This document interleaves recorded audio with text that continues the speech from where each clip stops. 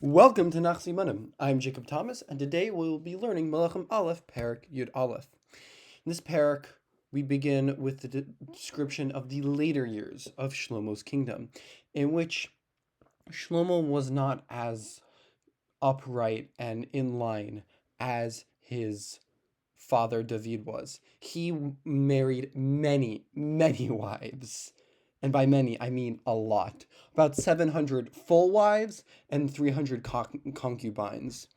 And they began to bring in all of these foreign influences. They were from Moab, from Ammon, from Edom. Some of them were prohibited.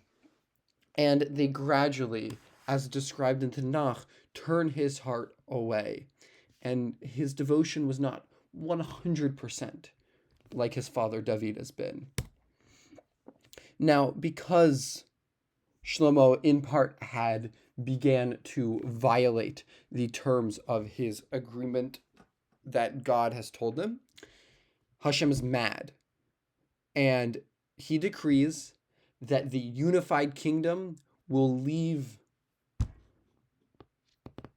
Shlomo, and only a small part will continue to stay in the Davidic line because of how great David was. Now, he then gets Hadad the Domi in the south and Rezon ben Eliada in Damascus in the north. And they have a deep hatred, and they become enemies of Shlomo in the later years, where Shlomo had a kingdom of peace, but now there begins to have some war. Then, in Shlomo's own rank, we have Yeravam ben Nevat, who's from Shevet Ephraim. And Shlomo has seen that this man was very, very good. And he recognizes his talent, and he puts him in charge of the forced labor of the house of Yosef during the completion of the Milo and the fortification of the walls in Yerushalayim. Now, as he is leaving the city, the prophet Achia Hashiloni meets him on the path and has a brand new cloak. Achia, Yeravam has a new cloak, and Achia grabs his cloak, tears it into 12 pieces, and says, "Take these 10 pieces, I'll take the other 2, to say that you will now have 10 of the tribes of Israel, while Shlomo will take 2.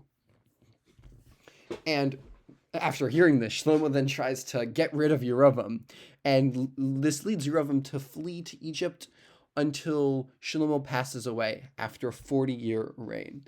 As a recap, we have Shlomo's heart being diverted slightly away from God. We have the fracturing of the peace, where there's actual enemies against Bnei Israel, and we have the rise of Yeravam, who is a great supervisor. And then we have the torn garment that Achia Shiloni comes and gives the prophecy that promises the 10 tribes to Yeravam. We are in perek yud aleph, so just like Zichur, we use stars to remind us of the 11 stars in Yosef's dream. Here's with the simon. The king's many wives give him shiny stars to distract him from his work. This reminds us how in this perek we begin the decline of Shlomo, who his many wives bring him all of these shiny, attractive things, like shiny stars, that begin to slightly divert Shlomo's attentions away from God. They bring in their foreign idols, their foreign worships, their foreign ideas, and not all of it is so good. One more time with the simon. This then leads to Yeravam, this leads to enemies to Shlomo, and Yeravam to rise up. First he's part of Shlomo, then the prophet gives him a prophecy about how he will become the next king of 10 tribes.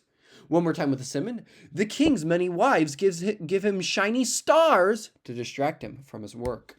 We are going to do a 4 perek back chazar, starting with perek Zion, in which we use a gun.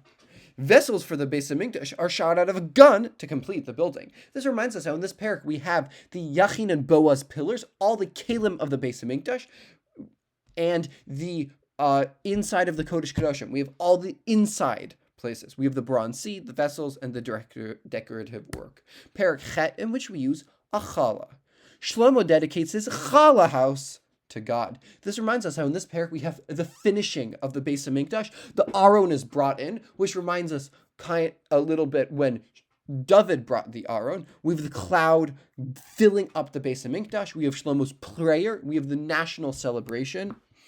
And we have the promise of God, beginning of God to Shlomo, which continues in Perek Tet, in which we use a teapot. Hashem pours a pot of boiling tea as a warning to Shlomo. This reminds us how in this perek we have the long warning that if Shlomo continues to be faithful to God, he will protect and reward Shlomo, but if he doesn't, there will be consequences. And this is the covenant between Shlomo and Hashem. Now, perek Yud, we use a minyan of Yidden. The queen is always amazed by the minyan of men that built the Beis Hamikdash, the minyan of Yidden that built the Beis Hamikdash. This reminds us how in this perek we have the Queen of Sheba that comes to Shlomo and tries to see, is this guy actually as smart as people say he is? And we learn he is, and she sees the glory of his kingdom, and we have a description of all the many masses of glory and wealth that Shlomo has, including his throne. We're now going to do a 10-question pop quiz. In which perek does Shlomo's multiple foreign wives distract him and turn his heart away as Shlomo gets older? Melachim aleph, perek Yud aleph. In which perek does Hashem appear to Shlomo a second time, reiterating a solemn conditional warning of exile? That if you listen to me, it will be good, but if not, not so good. Melachim aleph, perek Tet. In which perek does Yehuda and Israel multiply securely, living happily under their vines and fig trees? Melachim aleph, perek Daled, and beginning of Hay a little bit. In which perek does the cloud of Hashem's glory completely fill the Beis Hamikdash during the dedication? Melachim aleph, perek Chet. In which perek does Ritzbah bat Aya set up a long, faithful mourning, staying day and night to protect her children who remain on a rock?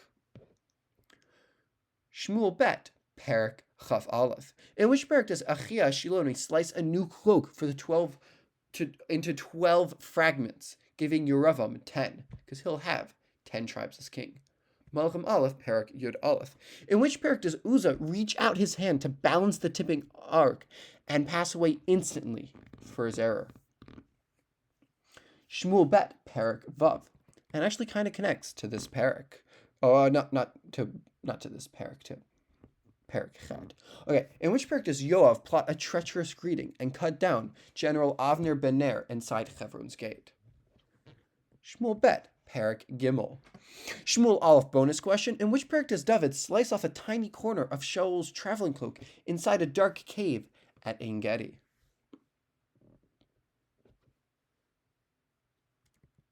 Shmuel bet, perek Chav Daled. In which perek does a massive inner tribal assembly unite at Mitzvah to seek justice against the tribe of Binyamin? Shoftim bonus question. That is on perek Chav. That is it for today. May we be zocheh to finish all of Nach, one perek at a time, and remember, day after day. Have a wonderful day.